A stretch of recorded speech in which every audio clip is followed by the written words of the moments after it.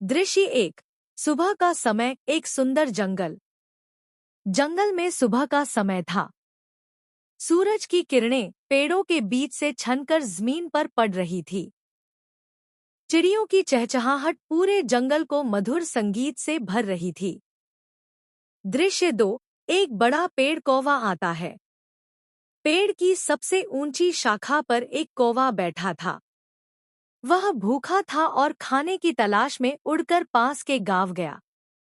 वहां एक घर की रसोई की खिड़की पर रखी रोटी देखकर उसकी आंखें चमक उठीं। वह झटपट झपटा और रोटी को चोंच में दबाकर उड़ गया। दृश्य तीन। कौवा वापस पेड़ पर।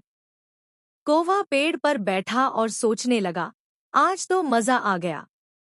इतनी स्वादिष्ट रोटी मिली है, आराम से बैठकर खाऊंगा। उसने रोटी अपनी चोंच में कसकर पकड़ रखी थी ताकि कोई छीन न ले। दृश्य चार।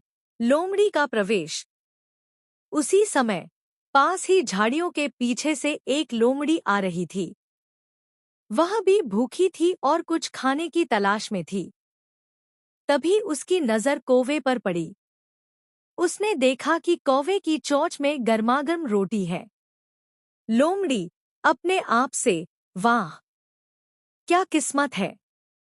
मुझे खुद मेहनत नहीं करनी पड़ेगी।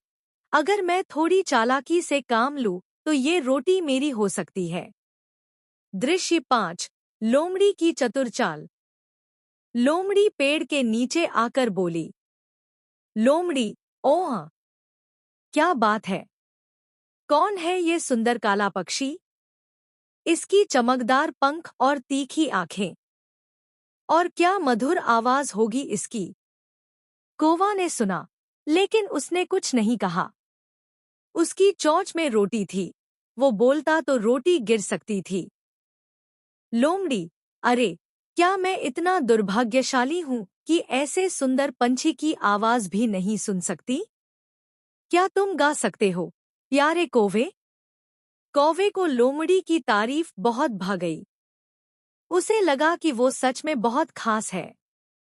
वो सोचने लगा, इस लोमड़ी को मेरी आवाज सुननी है। चलो, एक छोटा सा सुर लगाते हैं। दृश्य छह। कौवे की भूल। जैसे ही कौवे ने काव कहकर गाने की कोशिश की, उसकी चोंच से रोटी नीचे गिर गई।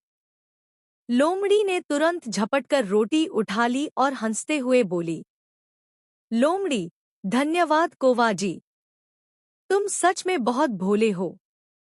अगली बार चापलूसी में मत आना।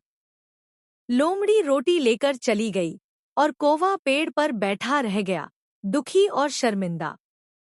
दृश्य सात। सीख और अंत।